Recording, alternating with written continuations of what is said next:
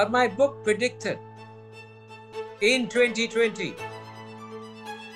instead of previous low profile, we have new Chinese ambition, assertive China, being it Belt and Road Initiative, being it competition in space, being the Taiwan issue, being a competition for semiconductors and so on and so forth.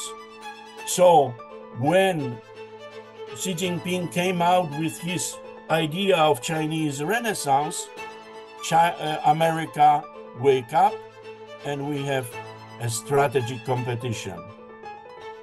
no matter where you live, no matter what you do, your lives will be affected directly or indirectly by the largest geopolitical contest that has broken out in human history. What Chinese did in the last 30 years was spectacular in one regard. It was a strategic restraint. China could have used its advantage, its asymmetry against Russia, but it didn't. China knows how to play Russia. China knows Russia. China knows something that Bobolo once called a pathological need for respect on the part of Russia. So China knows how to handle Russia. Poland should not be pro-China. Poland should not be pro-United States. Poland should be pro-Poland.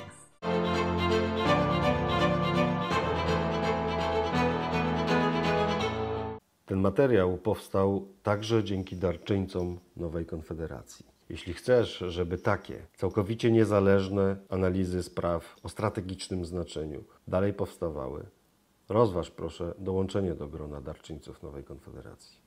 Bartłomiej Radziejewski. Good afternoon and good evening. Has China won? That is the English title of Kishore Mahbubani's book, which Nowa Konfederacja has published for the Polish audience as Czy Chiny już wygrały? If you are interested in the book, please look at the commentaries below. Tonight, we will discuss the question provocatively posed by Professor Mahbubani with a distinguished group of experts. Firstly, let me extend a warm welcome to Professor Mahbubani himself. As many of us know, he is an accomplished diplomat from Singapore, having served, among other positions, as the head of a mission and the president of the Security Council at the United Nations.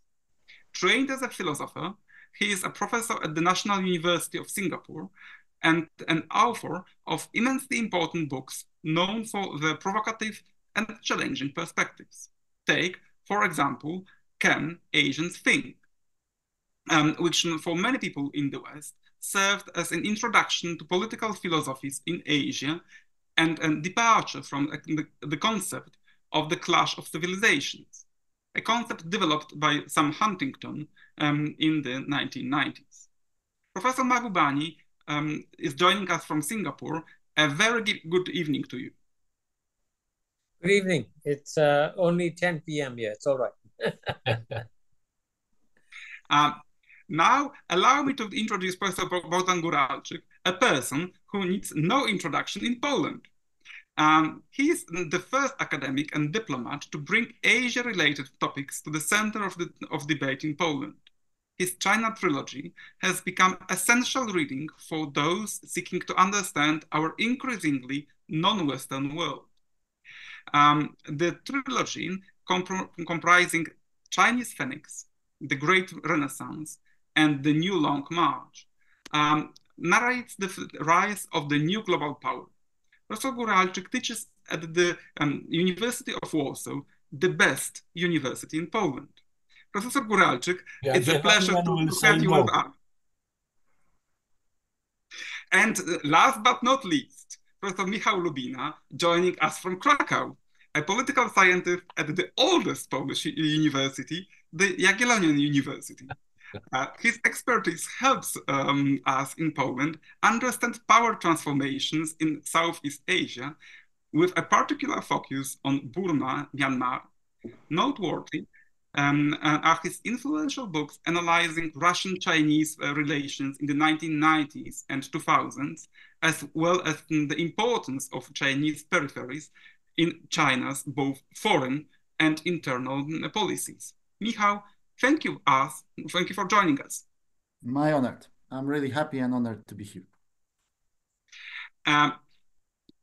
Finally, my name is Krzysztof Zalewski, and I lead the Boym Institute, an independent Asia-focused think tank in Warsaw. Simultaneously, I serve as a member of the board at Nowa Konfederacja, our host today. I'm joining you today from New Delhi. Let me share a little secret with our public, if I may. Our guests are not only accomplished experts, but they also possess a great sense of humor, all of them, as I know them, and as I listen to them. And I am sure it will make our discussion not only intellectually stimulating, but a little bit entertaining as well. Let us start with questions. First question goes, of course, to the Professor Mahbubani, the author of Has China Won? So that's the very good question, asked originally, I think, in 2020, or 2019. So the Trump administration was still in power. The COVID pandemic has just started, and many things happened in the world since 2019 or 2020. So if you were to answer the question today, would your answer be the same as 4 years ago? Well, first of all, if I may call you Krzysztof. Yeah. Of course. Yes. Thank you very much for inviting me to this discussion. I'm very honored to join this discussion, and I'm delighted that my book has been published in Poland. It's a great honor. As you know, I visited Poland last year for the first time in my life and had a wonderful time. And I really admire and respect your country.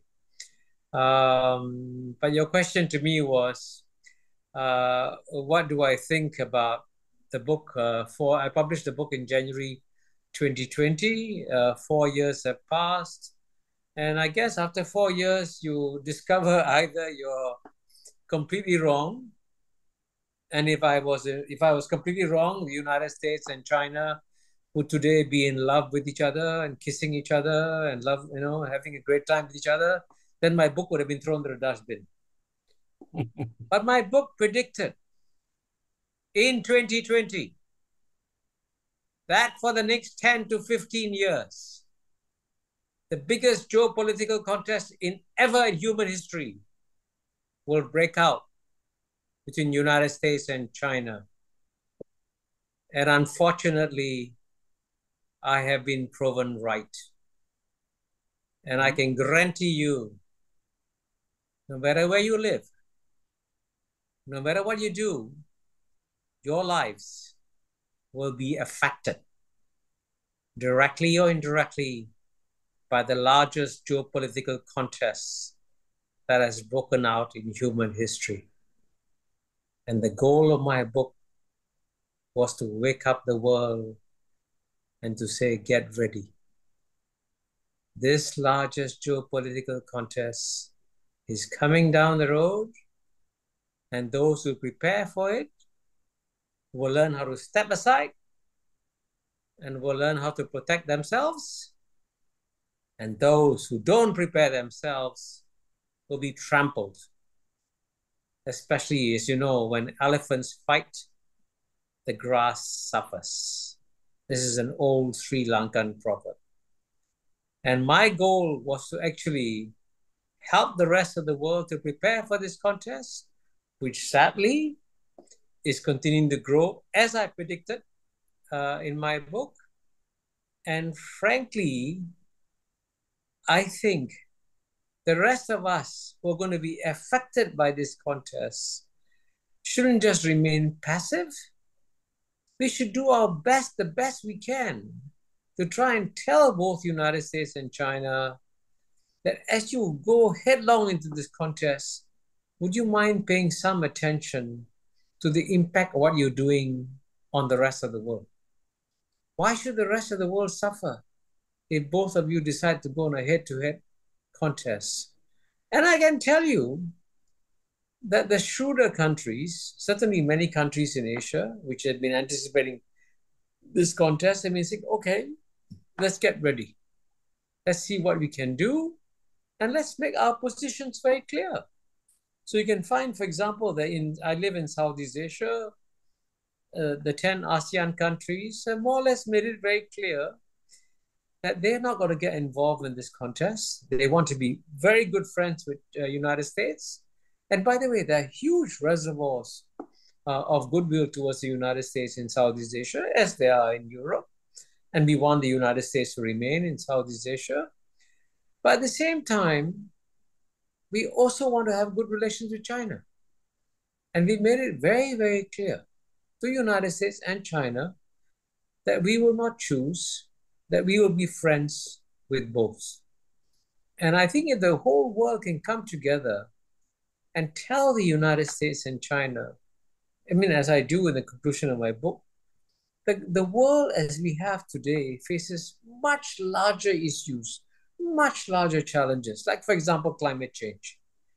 And climate change cannot be solved by United States alone, cannot be solved by China alone. The whole world's got to come together.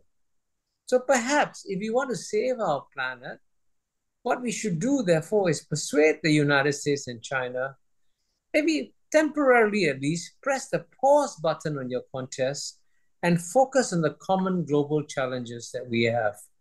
Because at the end of the day, it's important to remember that while we talk about all this geopolitical doom and gloom, that we still live in one of the most promising eras in human history. We have seen far greater human advancement in our times than we have in any time in human history. And we can carry on this human advancement if we press the pause button on the geopolitical contest. And that was why I wrote the book. And sadly, my book remains even more relevant today. So let me ask a question which is particularly important in Poland in the context of the Ukraine war. Because you've pictured this situation brilliantly, that the whole humankind should come to the United States and Russia and China and say, oh, stop your contest. But I think I read the Ukrainian war as a kind of situation when an attacked country comes to the United States for help, and the aggressor is coming to Beijing for help from their part. So is the world behaving in a rational way? Well, when you talk about relations with China and Russia, which you are suggesting, if you read my book, and you can confirm this with the Polish edition, I'm sure, I say in my book very candidly, there is no love within Russia and China. As you know, there is deep distrust in Russia towards China. When I studied geopolitics in the Cold War, the Soviet Union was up here and China was down here, right? And as you know, the Soviet Union bullied China, right? Guess what? 30 years later, Russia is here, China is here. Now, if you, Russia, have bullied China 30 years ago, and China suddenly becomes so powerful, you say, oh, I'm so happy to see you become so powerful. Or do you remember that Russia has the longest border with China? The country that is most vulnerable to the rise of China is Russia. So when people talk of an alliance between Russia and China, I don't know what they're talking about. And of course, there have been lots of the Anglo-Saxon media has been saying consistently that China is supporting Russia. But since you, Krzysztof, are in India, if you had to analyze it analytically, what is the difference between the position of the world's largest democracy, which is India, and China on the Ukraine war. Now, tell me, who has increased imports of oil more from Russia? Is it India or is it China? India used to buy 0.2% of its oil from Russia before the Ukraine war. Now India is buying 40% of its oil from Russia.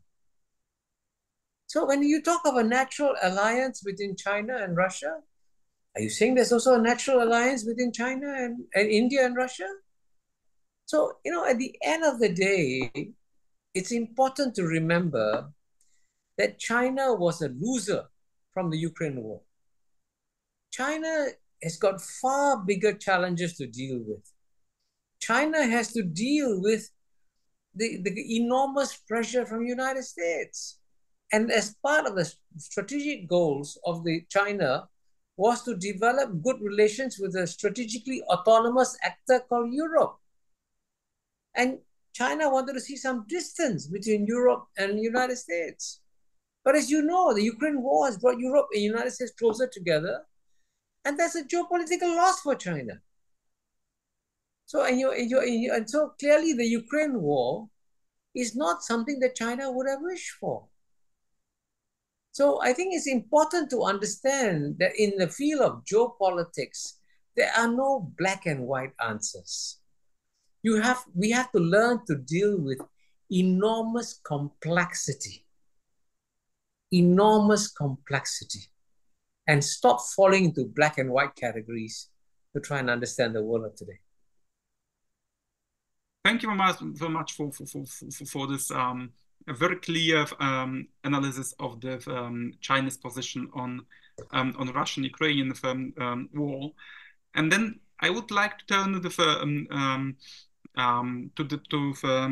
Professor Góralczyk and ask about China itself, because I think it's crucial to understand the stability of the regime or the government in China, because there are two schools of thinking about China broadly. Firstly, there's a school which is saying, oh, China is has a very long tradition of civilization, and basically is stable in its, let's say, strategic posture, in its culture of doing politics and so on, despite of regime changes. And there is the other school saying, oh no, China is evolving very fast and departing from the from Deng Xiaoping liberalism towards a more unpredictable regime under Xi Jinping. Which school do you think describes China best? My own school, of course, not the other one. If I may, I will answer the question, but few words of explanation and maybe some reaction from Professor Mahbubani, because you are talking mainly to the Polish audience. If I read you well, Professor Mahbubani, you will share these following statements, that what we are observing right now on the global scene is re-emergence, resurrection, or renaissance of civilizational states, namely China and followed by India. This is changing the global map and the whole situation on global scale. This is point number one. Point number two, we are observing something which is not well absorbed, not well received here in Poland and here in Europe, a power shift from the Atlantic to the Pacific. And this is undergoing until now, due to the first factor that China, India, and so-called emerging markets emerged. And finally, the third statement, that the Europe as a center of the world, which was a part of our education, my education in our schools seems to be over. Europe is declining. And all those things are under debate, a great debate here in Poland. And what is something new and why we have Kishore Mahbubani among us after, for instance, John Mearsheimer and the other realists? Because realism was not popular in Poland due to one major reason: geopolitics of Ratzel and German Third Reich. If you are talking about Lebensraum, you will be not popular in the country which was the victim and also witness of the Holocaust. So we were not talking about the geopolitics and these kind of things due to the Second World War and the others. Secondly, under the communist system, it was not allowed for us to discuss any global issues. We were under one dominion. And finally, when the so-called regime change or system change took place in the early 1990s, also in our country, the Soviet Union collapsed and the Eastern Bloc, we shifted directly toward the West. Because we were in the East, we shifted totally toward the West and absorbed what the only hegemonic, the only superpowers has produced: liberal democracy and Washington consensus, liberal orthodoxy, invisible hand of the market. And this is why I am asking for Professor Mahbubani's reaction before answering question raised by Krzysztof. Only after, not even Professor Mahbubani 2008, it was, even at that time, it was too late to wake up in Polish elites. I mean, political elites, media elites, even academic elites. 2014, forceful annexation of Crimea. And what we observe is the emergence of think tanks, of publishers, of YouTubers, talking about geopolitics, nation states. States are coming back only now. That's why one of these think tanks is producing your volume, this one on China.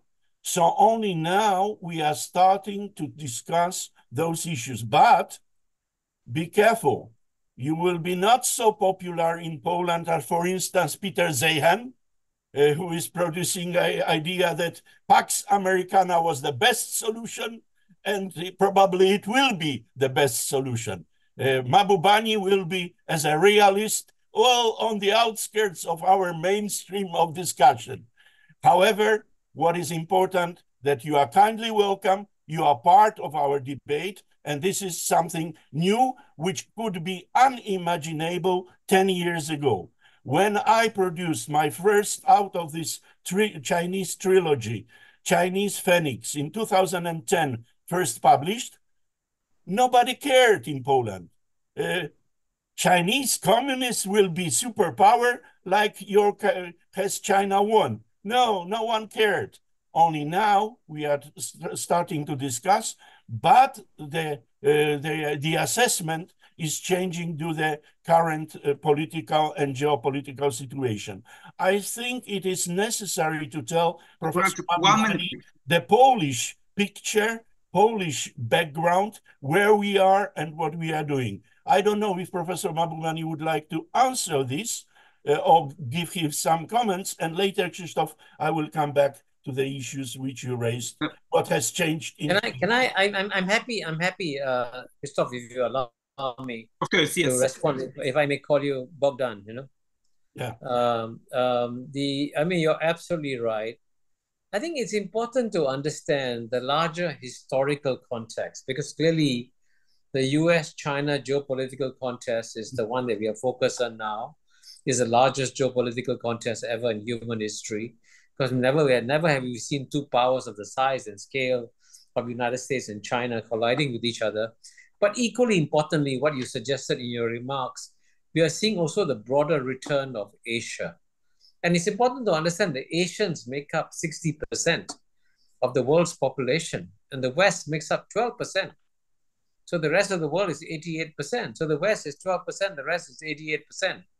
And what's happening now is another fundamental transition in human history, which is that we're going back to the return of Asia. And I say the return of Asia because from the year 1 to the year 1820, for 1800, after the last 2,000 years, the two largest economies of the world were always those of China and India. There was a natural state of the world. Now, what happened is that the last 200 years of Western domination, including Pax Americana, was an artificial aberration. So what we are seeing, therefore, is a natural return of history to its natural grooves, and you see the return of Asia. And frankly, I actually believe it is not a bad thing for the world because all the Asian countries are succeeding today, not by rejecting the West, but by embracing the West. And why is China developed so well economically? It's accepted Adam Smith's ideas on free market economics. And he believes in markets now, right? When I first went to China in 1980, my God, you go to Beijing, you didn't see a single car. All you saw was bicycles everywhere. And you saw people living in little, huts in Beijing, very close to Tiananmen, and brushing their teeth, with pails of water on the street. I mean, I saw the old poor China. How did China transform itself? It's Western ideas. So if there was a wiser Western attitude towards the return of Asia, we can build bridges between the West and Asia, and it can work together. I continue to believe, because the Asians, as they succeed, they want to take revenge against their Western colonial masters.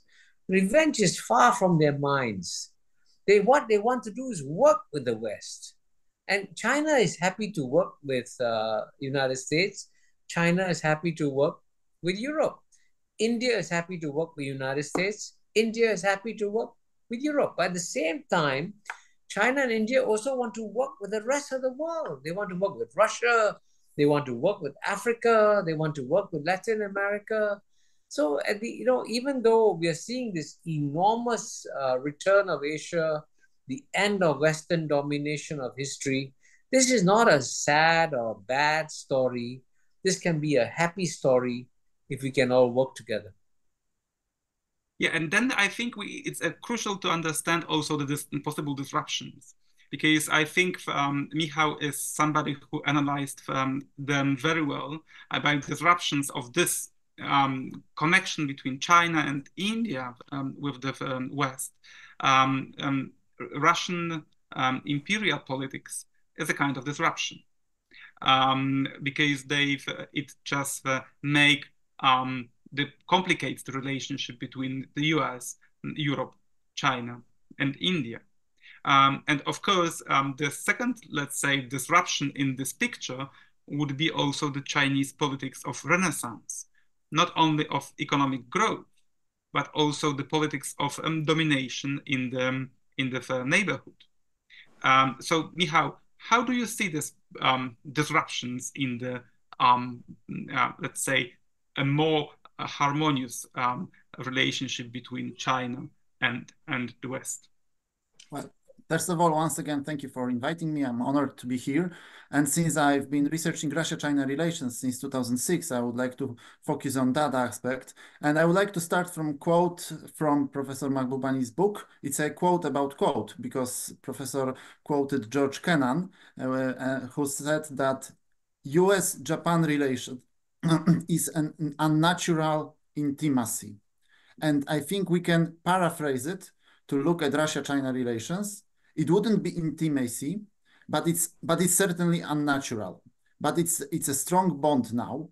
And it's quite important to remember that Russia-China relations have developed fundamentally in the last 30 years.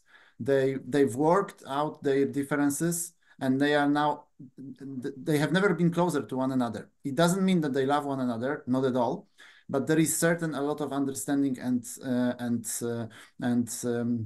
mutual understanding and empathy.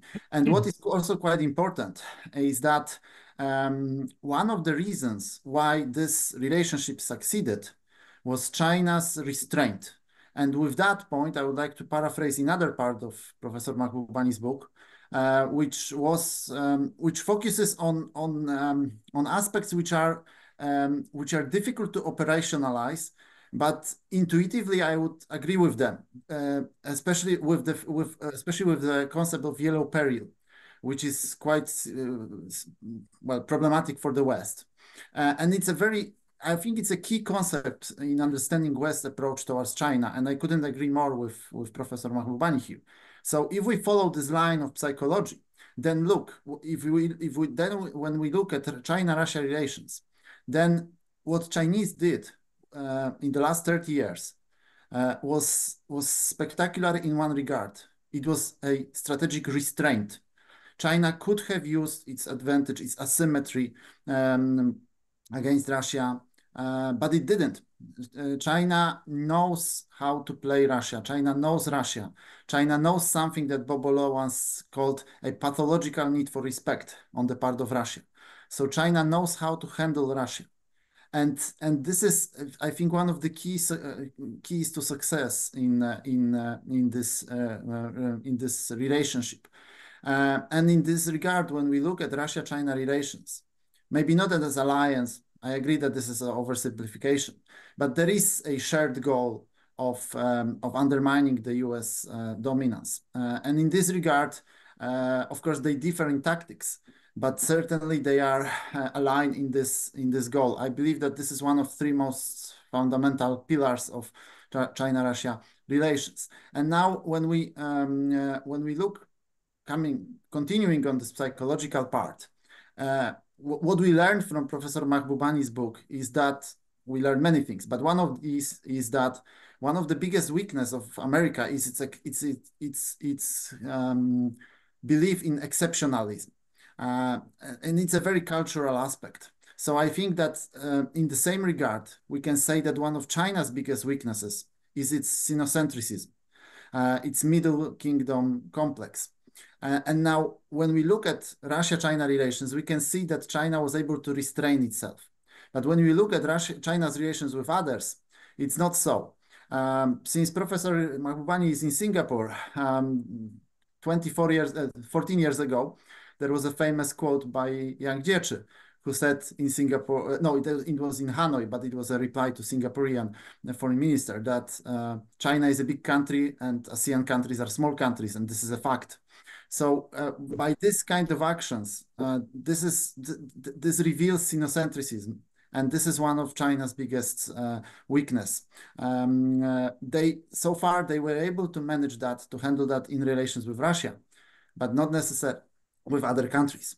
And as for disruption, as for Krzysztof's question, I believe that the way Russia disrupts is in a way it's in a way beneficial to China's interests, long-term interests, because Russia disrupts the Western world. It disrupts in Europe. It tests the Europe. It sometimes the outcomes are not necessarily the one Beijing might wish to see, but nevertheless, Russia is challenging a common foe of China, and in this regard, these disruptions are not necessarily that detrimental to China's interests. So, in a way, it pays for China to have this spoiler, to have Russia as the spoiler, because then Russia can do many things which China doesn't want to do or which is unwilling to do in public. So in this regard, there is a sort of entente between China and Russia, and it's certainly not based on love. but it's based on mutual understanding and very strategic objectives. So in this regard, I believe that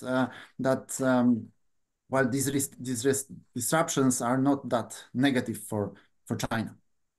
If I can just address this question directly to Professor Mahbubani, because I think it's very interesting. Because to be honest, in the discourse in Poland and in the West, Iran and Russia are portrayed very frequently now as a kind of Chinese proxies. Are they? Are they Chinese proxies? Well, I think China will be very happy if Russia and Iran were Chinese proxies. But I think the Chinese are the ultimate. You were talking of Mearsheimer and geopolitical realism. The ultimate realists of any country in the world are the Chinese. And by the way, this is an insight I got actually from Henry Kissinger. You know, I had two one-on-one conversations with him. One in October 2018 when I was writing my book on Has China Won. Then I saw him again in October 2022, about 1 year before he died. And again, he reiterated his views on China, which you can get, by the way. His book, which is called On China, is wonderful. I would recommend every Polish citizen to read it, because if they want to understand China, they should read Kissinger's book on China. And he explains how... Huh? And you should understand that, yeah. You know, the Chinese always take the long view. You know, they're not interested in what happens next month or next year. At the earliest, they're thinking, what will the world be like 10 years from now? Or what will the world be like 100 years from now? And so, you know, that's why when I'll give you a contemporary example, everyone says, you know, China has peaked, the China growth story is over, China is having a lot of problems. Yes, it's having a lot of problems. But I'll take a bet with any of you that 10 years from now, China's economy will be much bigger. It hasn't stopped growing, right? Even though the Anglo-Saxon media thinks it has continued to grow. So I can tell you that from the Chinese point of view, if you don't understand the Chinese mind, the most important thing to remember is that the Chinese mind is conditioned by 4,000 years of Chinese history. Now, in 4,000 years of Chinese history, what is genetically embedded in their civilization is the realization that Chinese people do best when there's law and order and stability. Chinese people suffer when there's chaos, what they call luan. And so the Chinese hate chaos. So, you know, if this is why the conclusion of my book Has China Won, if the United States can come with a sort of a geopolitical global framework that says, hey, okay, let's agree on a common set of rules. You can do well, we can do well, but let's agree on these rules. And if you offer any package deal to the Chinese that emphasizes stability, predictability, and order, they'll take it. They're not interested in having proxies like Russia or Iran or so on and so forth. And it's important to remember that at the end of the day, the Chinese will work with everybody. And that's why, as you know, China engineered the deal between Saudi Arabia and Iran. I mean, if Iran is their proxy, why are they linking Iran with Saudi Arabia? No, what they want is calm, stability, because China is also, as you know, now the world's largest trading power. And, you know, when the Houthis close the Red Sea channels, who suffers? Chinese suffer. There are more exports going through the Red Sea channel than United States does, right? So clearly the Chinese, if you give them a package deal that emphasizes predictability and stability, they will work with it. They will accept it. But you see, the reason why this is not possible yet, and this is why I say this very sadly, the United States is so focused on keeping China down that he doesn't focus on how to cooperate with China. And I think and by the way, I can tell you privately that Henry Kissinger agrees with me that what the United States needs is a long-term comprehensive strategy on what you want to achieve with China. Because today, what is unclear is that the United States is obviously taking all kinds of actions against China, tariffs on Chinese trade, suspension of chip exports, suspension of chip technology. But what's your end goal? What do you want to achieve? Are you going to try and get the Chinese Communist Party to collapse like the Soviet Communist Party? Maybe it can be done, but it cannot be done. I can assure you it cannot be done. So in fact, and paradoxically, the more pressure the United States puts on China and the Chinese Communist Party, the stronger China becomes. That's the paradox. So before I give the voice to Professor Góralczyk, one clarification, because I think it's crucial to understand Chinese politics. Me personally, I cannot understand if Chinese is so focused on trade, why they are so passive in the crisis in the Middle East? Why they are not trying to make the trade route via Red Sea and Suez operational again? Why there is a Chinese base in Djibouti? I can tell you very simply, the Chinese are the ultimate geopolitical realists, which means they know what they can do and they know what they cannot do. And they know they cannot. They understand the complexity of the Middle East very well. And so the best they can do, as you know, is to try and persuade the Houthis, don't shoot Chinese ships. And I mean, that they can accomplish. But trying to persuade the Houthis to stop shooting, they can't do it. And the Chinese, by the way, don't like to engage in military interventions. As you know, the United States often believes that the best solution is to either impose sanctions or bomb a country. And the Chinese don't believe in that. And the Chinese believe that you've got to try and find a pragmatic solution for all the challenges that you have. So, for example, as you know, China has a lot of challenges with Japan, huge challenges with Japan. But at the end of the day, they always find ways and means of working with each other quietly. Behind the scenes, something is worked out, and they continue.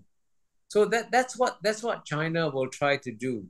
And since the Chinese government doesn't have to worry about elections, it doesn't have to worry about the headlines in the New York Times or the Wall Street Journal, it does what it thinks is the right thing for it over the long term, and not worry about what the next headline will say. Professor Góralczyk, your intervention. Yes, until now we are in harmony. Time to arrange something of a kind of disharmony between us to be more entertaining. Professor Mahbubani, please make a statement after my intervention, what you think about what will be said. To my mind, we observe right now three another major shifts on the global scale. One was already raised by Michal Lubina. It is concerning China-Russian relations. You usually describe this relation in one Chinese proverb and sentence. They are sleeping in one bed, but have different dreams. So this is the explanation. No trust. However, there is a power shift there, because until the collapse of the Soviet Union, it was Russia, later Soviet Union, as a big brother to Xiaohongxundi, to smaller brother in China. Now is vice versa. For how long? This is a major geopolitical question. And I suppose after Ukrainian war, after Mr. Putin, it will be top political issue on the global scale. And this is shift number one. Shift number two, which complicates our debate and also has another dimension towards the issue, has China won, is this geopolitical strategic change in American attitude towards China. Since Kissinger and Nixon opening for some 5 almost decades, we had the engagement. Instead of engagement, we have harsh, not even, but very harsh strategic competition and bipartisan in the US case. It was inaugurated during the Trump administration, is continued during the Biden administration. Of course, we had San Francisco summit, ceasefire, if I may so, for American election, but this is a structural clash. Took it in a strap, if you wish. This is why situation and the image of China in the Western world, in the global, to some extent, also in the global scene, has changed. And it is proved in public opinion polls. And this shift number 3, concerning China itself. I happened to be in China as the first Polish student out of 2 in the academic year 1979-1980, the first one after the Cultural Revolution. So I do remember, as you do, from 1980, that everyone was bicycling, no one was even dreaming about the car. And right now, when I was in last November, just few months ago, completely different planet, not a different country. However, in this different planet, I would raise one issue, which is Deng Xiaoping heritage. Deng Xiaoping in August 1980 had a speech during the Political Bureau meeting, which was crucial. He was strongly attacking bureaucracy, the party. He was against one-man rule. He was against engagement of the party into the production and market forces and so on and so forth. Very, very harsh words, which were valid for 1980s. And secondly, and you mentioned that in your previous book, when the Soviet Union collapsed, he used this constitution of 28 Chinese characters, Tao Guang Yang Hui, bide your time, conceal your capabilities, and avoid the limelight. And it was a Chinese strategy for 20 years, but not anymore. What has changed since Deng Xiaoping, during the Xi Jinping era, new era, they say.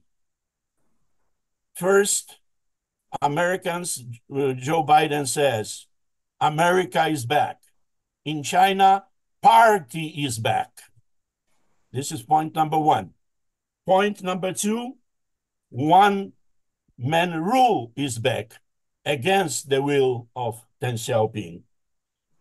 Point number 3, Deng Xiaoping, it was 实事求是, seek truth from facts, pragmatism, realism, as you say, ultimate sophisticated realists. But right now we have more and more ideology, including Marxism. And Marxism, by definition, is against market. So we have those issues on the top of the agenda. When you go right now to the bookstore in Beijing or Shanghai, you will see more Mao than Deng Xiaoping. This is something which is troubling. And finally, the most important thing. Instead of previous low profile, we have new Chinese ambition, assertive China, being it Belt and Road Initiative, being it competition in space, being the Taiwan issue, being a competition for semiconductors and so on and so forth. So when Xi Jinping came out with his idea of Chinese Renaissance, America wake up, and we have a strategic competition.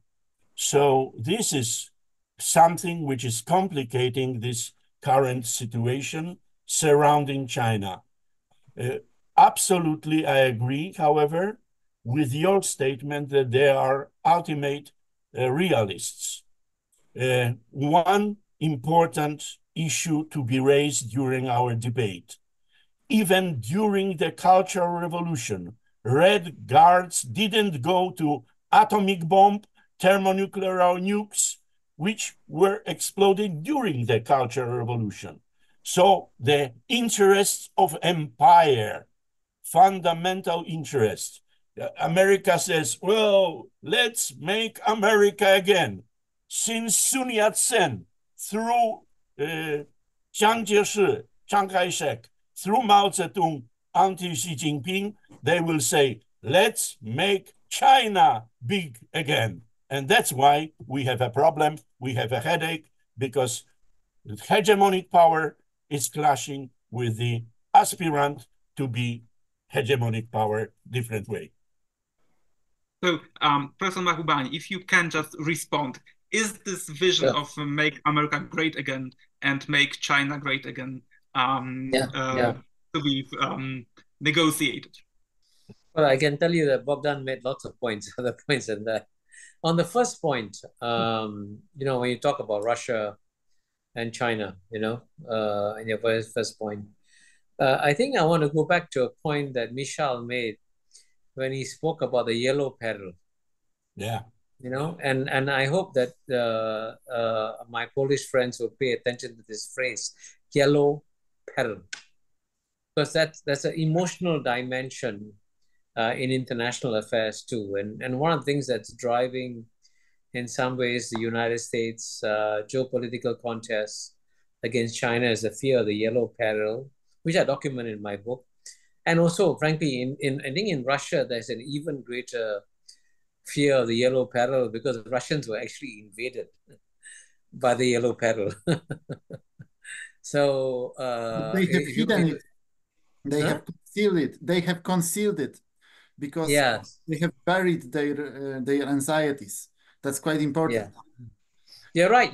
They've completely, but it's real. And I think it's important for us, if you want to understand the complexity of our world today, we have to understand that there are deep wells of history in different parts of the world. We must understand the wells of history if we want to understand what's happening today. Because whatever is happening today is not just because of what you and I are saying today. It's about what happened 100 years ago, 200 years ago. So, for example, in the case of China, the century of humiliation from 1842 to 1949, none of us have mentioned it so far.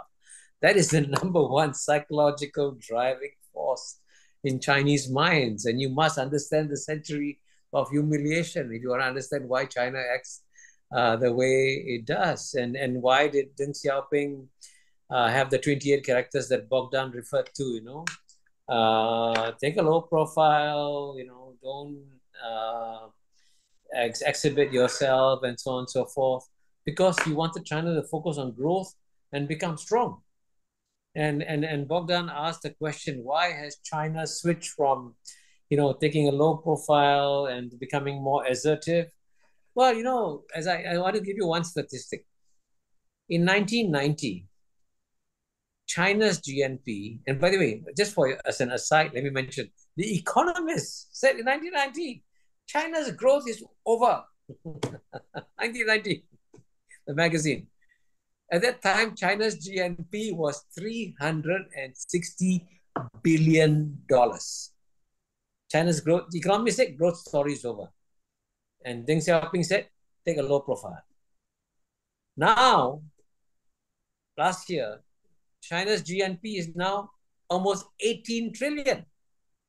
It's gone up 50 times. Now, it's easy for a mouse to take a low profile. The mouse can hide under the table and people don't notice it. Now China's an elephant. Elephants cannot hide under the table. There's no table big enough to hide an elephant.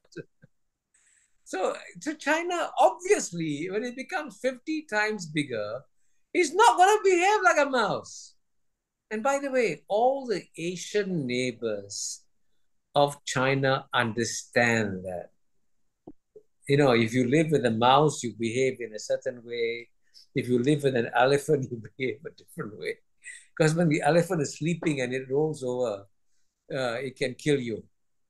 So you have to deal differently. And so it is unrealistic to expect that China will not become more assertive, will not throw its weight around as an elephant. But I want to emphasize that in English, there's a huge difference between two English words. And actually, I wrote a column in the Financial Times about this. One is assertive, the other is aggressive. China has become much more assertive. I completely agree, Bogdan. I mean, you're big, you know, you don't expect, if people don't treat you right. I can tell you, by the way, honestly, it's a true, simple story. When I was Singapore as a member of the UN Security Council, we went to visit 15 African countries in a chartered United Nations plane, right? And we arrived in the capitals, and of course, we discovered as members of the Security Council that the 5 permanent members were given special treatment. 10 elected members were not given special treatment. 5 permanent members were always seated with the VIPs, the post-government. One place we went to, I forget which country, African country, they made a mistake. They only put 4 at the head table, United States, Russia, UK, France, and they put China at the side table. I tell you, the Chinese ambassador went ballistic. What is this? I should be at that table. I'm China. I'm now #1. And of course, I mean, it's fair. He's no longer a mouse. Come on. So, I mean, you know, all these people who talk about why China is not listening to Deng Xiaoping, I can tell you one thing. Deng Xiaoping was one of the wisest, shrewdest men that China has ever produced.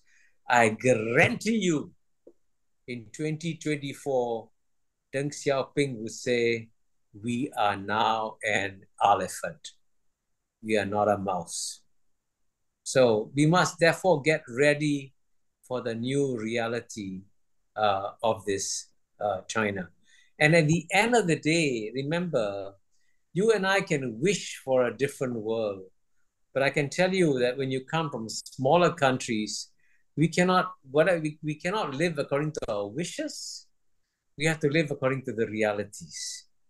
And that's what we have to deal with. Talking about the elephants, because China is the elephant. I absolutely agree. However, if the elephant, China has the Taiwan issue open. When you are raising, quite rightly so, the 100 years of humiliation, like it or not, Taiwan issue is part of it. It is in Chinese psyche. Even in elementary schools, they are taught by one sentence: China is Taiwan is a part of China. Yes. So, do you have your perspective? Because here in Poland, here in Europe, due to the Ukrainian war, we are starting to talk that China will invade Taiwan, China will do a war, prepare, and we will have another issue on the not only Hamas, not only Donbass, but also Taipei.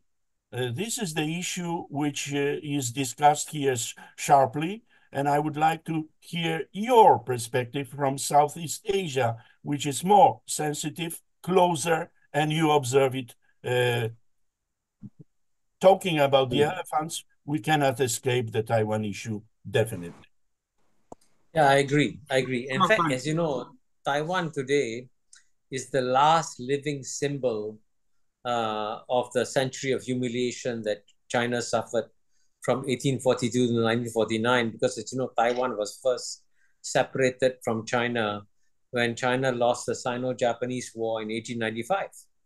So for them, the separation of Taiwan is a memory of the Sino-Japanese War, and which is why, as you know, at the end of World War II, the Allies, I want to emphasize is the Allies, United States, Soviet Union, UK, France, all agreed that Taiwan belonged to China in 1945. People forget this point of history. And of course, as a result of the Civil War, Chiang Kai-shek went to Taiwan, and so Taiwan was physically separated. Now, clearly, if I can assure you one thing, if the Taiwanese government declares independence, China will declare war. That's 100% certainty. But if the Taiwanese government is smart and doesn't declare independence, and I think they're not likely to declare independence, then China will not declare war. Because, in the case of the Chinese, and this is where you have to go back to Kissinger's book on China, the Chinese are thinking long-term. Where will I be 10 years, 20 years, 30 years from now? And where will Taiwan be 10 years, 20 years, 30 years from now? China's position in the world will keep going up and up and up. More and more countries around the world are going to trade with China and be dependent on China.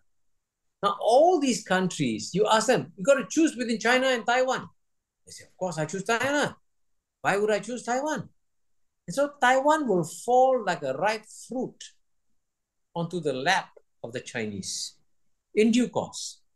But of course, if you have very dangerous people, and as you know, one dangerous person is someone like the former Secretary of State of the United States, Mike Pompeo, gave a speech publicly. I'm not inventing this. He said United States should recognize Taiwan as an independent country. Now that's a declaration of war. So we need a lot of wisdom in this world to prevent wars. And I must give you all a very important statistic.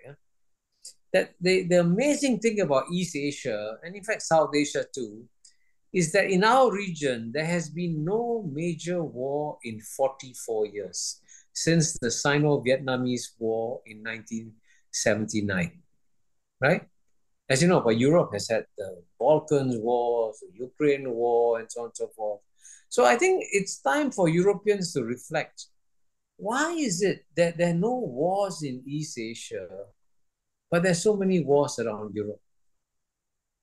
Yeah, I would just pose the question, which is after Taiwan, if the Chinese reunification would be full, I think the South China Sea and Nova India give some different perspective on this, because Taiwan is not the only part of the world with China's claim.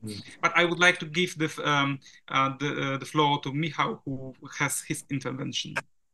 Yes, I would like to, first of all, because since we should discuss about the book, but before I move back to the book, I would like to focus on Professor Mahbubani's words about no major wars in Southeast Asia, which I generally agree, but there is one exception, and this is Myanmar or Burma, because there has been a civil war in Myanmar since the very beginning of this country, and it's quite hidden it's not that well known outside of the country. Now we know after 2021 because it intensified, but the war has never stopped. So there was a war, and there has been a war continuing there. And as you remember quite well, Burma used to be called the Yugoslavia of Southeast Asia.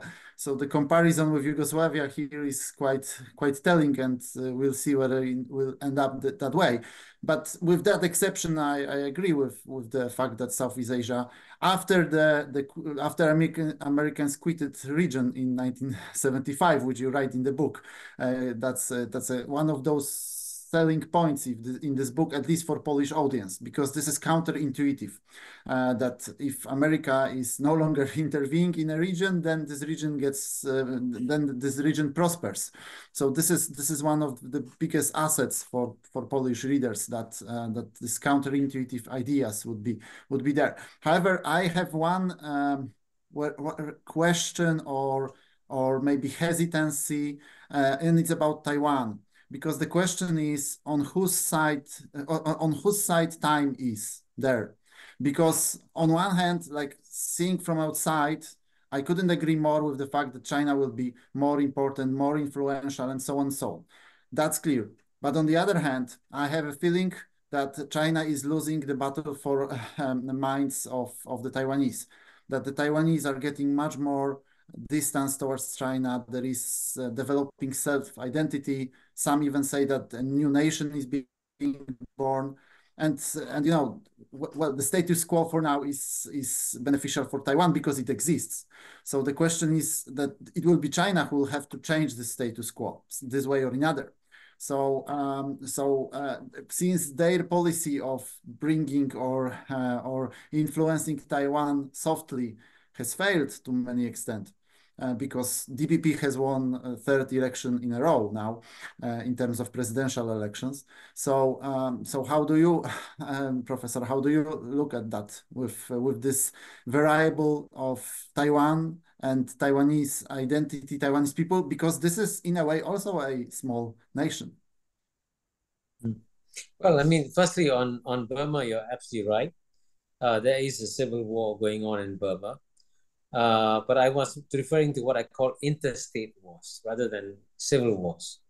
Because, you know, there are always civil disturbances in every country, you know, and they've been there, and that's a normal thing. But may there be no interstate war between two major interstate wars since 1979.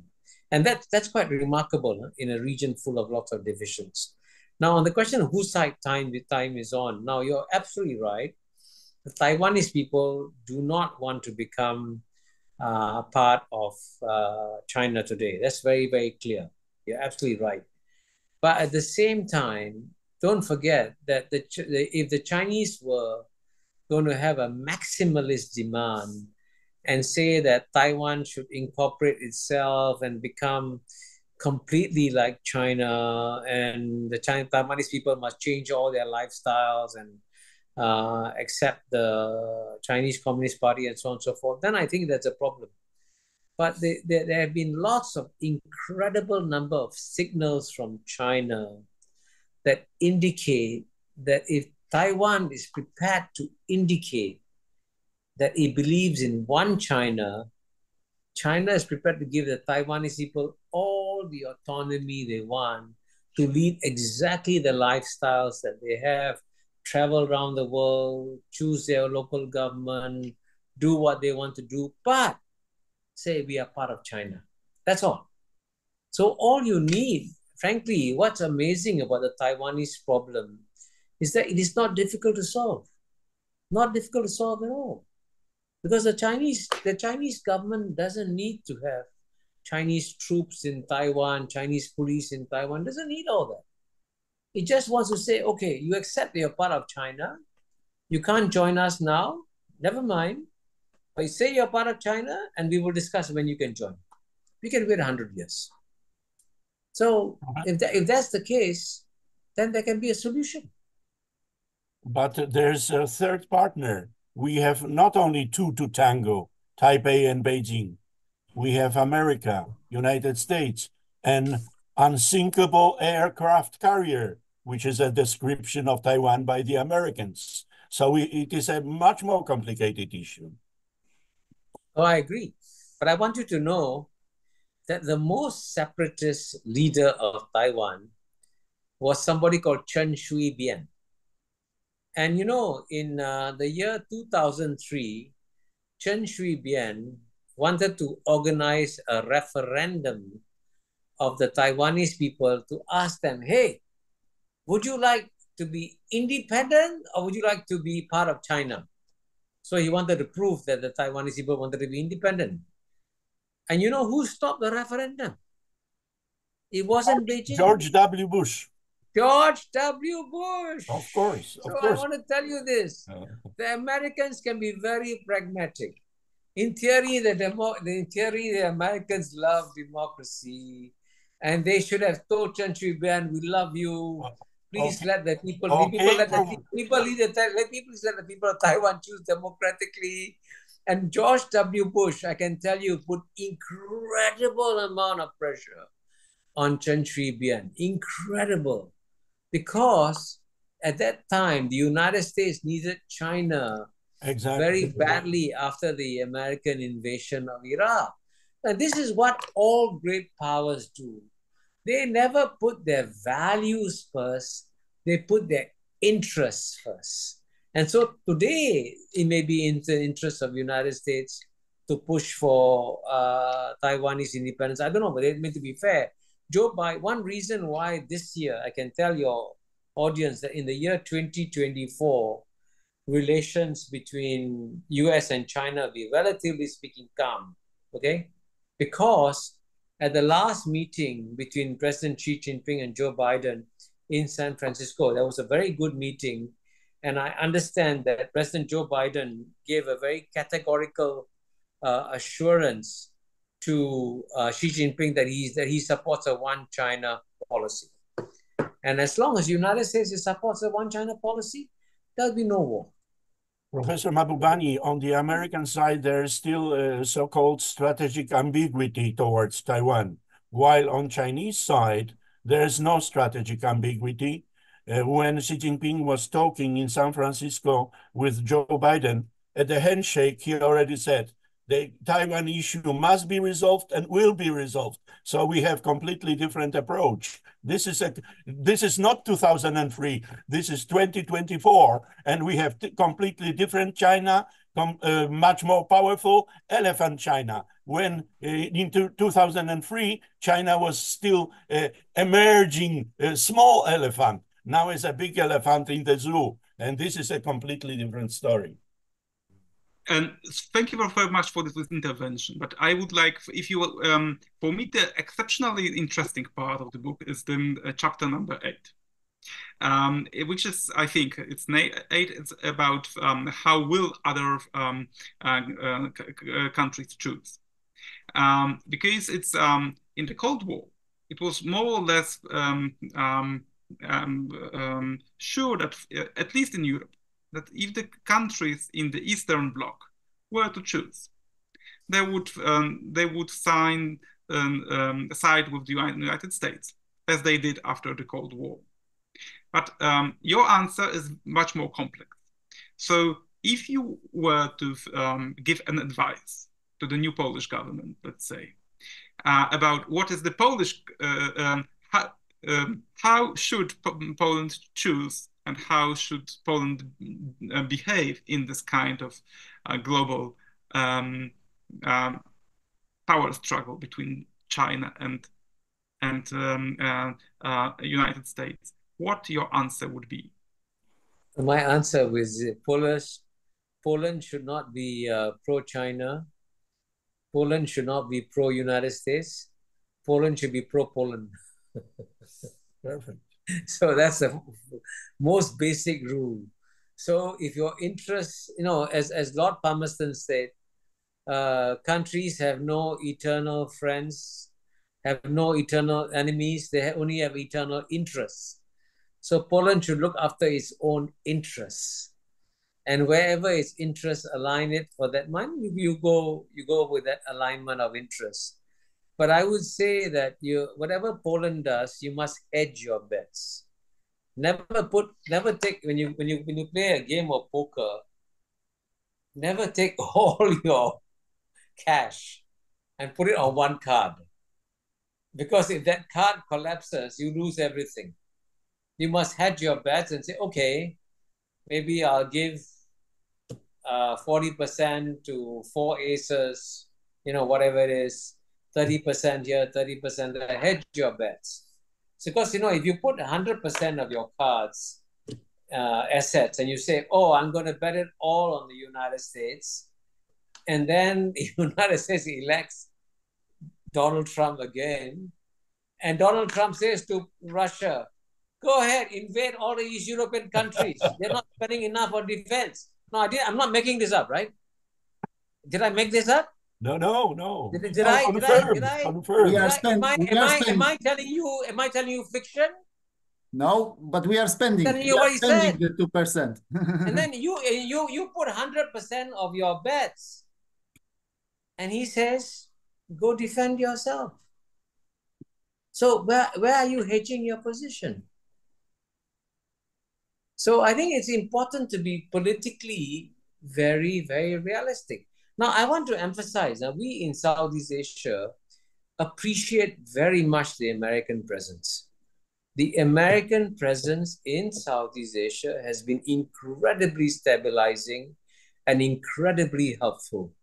I know Henry Kissinger, as you know, just passed away and a book of essays came out in dedication to Henry Kissinger.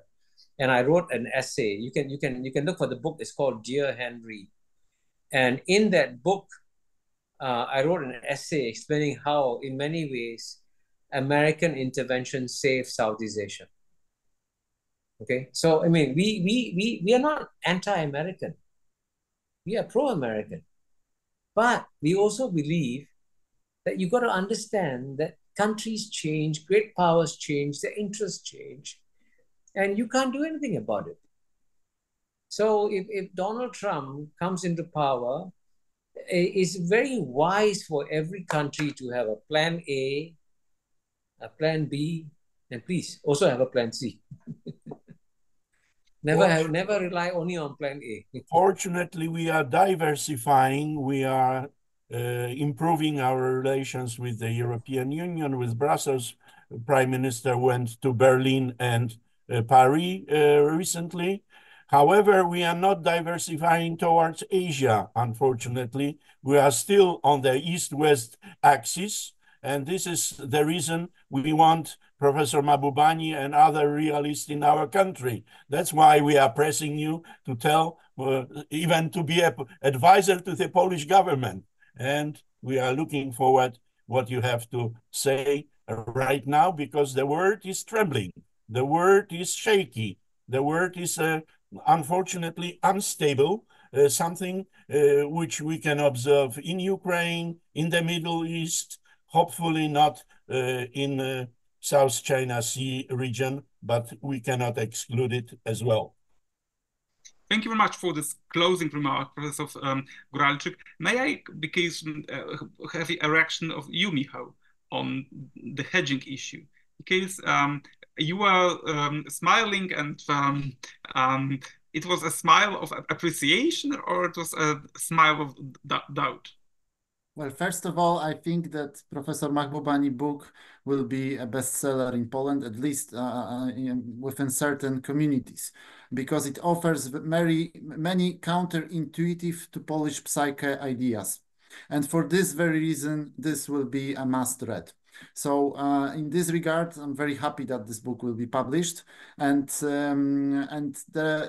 I think there are many great parts. And since in the book Professor Mahbubani made a recommendation to Xi Jinping, so we followed up now with this recommendation to Polish government. Well, I was smiling in an ambivalent way because you know. Well, it's always bad to diversify, to hedge, to well, in a way to balance power, but then you need to have power to balance power. And the problem with us is that in a way we can balance within the West, and I think the current government is doing that. And this is in a way a return to our traditional policy on focusing on two pillars, that is United States and the European Union. But then with other powers which are far away and which are either uninterested or worse, for these powers, quite often Russia is much more important. Then the options for balancing are quite limited. And since with the current Russia, we have no option, but we can only, this is only damage control. We cannot do much, because if you watched Putin's interview with Tucker, then you'll see that he mentioned Poland more often than Ukraine, but he mentioned also Poland more often than the US. And that is telling, because it shows that we have a mortal existential threat next to our borders, and that limits our options for balancing, unfortunately. Because in a perfect world, we could balance with, we could hedge towards many other options, but it's imperfect world, and our options are unfortunately limited. And the fact that the world is changing, and it's changing towards emerging powers, in this regard is not beneficial for us, unfortunately. Nobody's perfect, and the world is not perfect as well. So thank you very much for your interventions. I think we can have this discussion going on for at least another hour, but I've fear our time has elapsed. So I would like to thank you cordially for the discussion. I think the issue of hedging and for Polish foreign policy would be quite wisely informed by the questions Professor Mahbubani is asking in the books. If I were to be asked about my favorite part of the book, it's about its introduction. It's the introduction when you've posed the questions as a strategic thinker. And I think these questions are absolutely relevant. And I would like to all our people who listen to them, to us, to read them, buy the book. You can do it here in the commentary below. And these questions are provocative, but I think I completely agree with Michal that this book offers a counterintuitive perspective for Polish audience. And I think what is more challenging, if not a book, you first don't agree with, and secondly, after a while, you think, oh, this is a very good question. Thank you very much for this, all the panelists. Professor Mahbubani, thank you for your time so late in the evening. Thank you, Professor Góralczyk, for your time and very wise comments. Hopefully so. And Michal Lubina is joining us from Krakow. Thank you very much for your questions and for your in-depth reading of the book. I think we should all follow your advice to look at the book and read it very closely. Thank you very much. Thank you. Good night.